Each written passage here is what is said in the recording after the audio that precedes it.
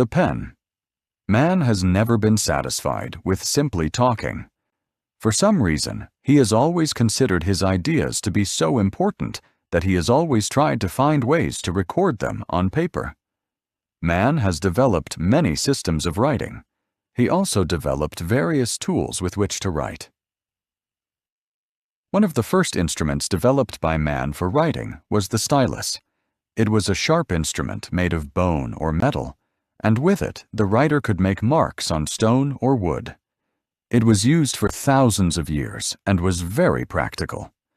The idea of using pen and ink was developed by the Egyptians. Their version of the pen was made from bamboo.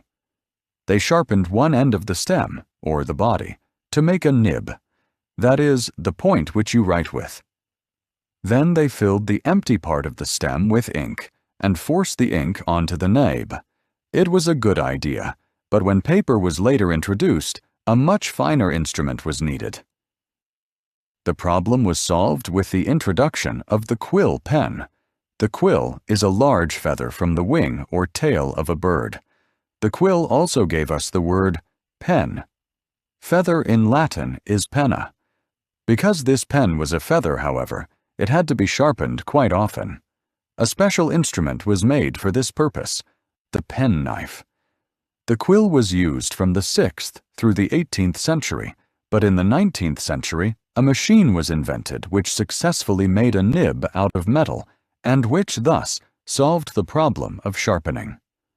The nib could be fitted into a holder and dipped into a bottle of ink. Finally, in 1884, a young American, Lewis Waterman, found a way of putting the ink into the holder, and the fountain pen as we know it was complete. Although the fountain pen was very popular, a more popular kind of pen was introduced in 1943. This was the ballpoint pen, invented by Laszlo Biro, an Argentinian.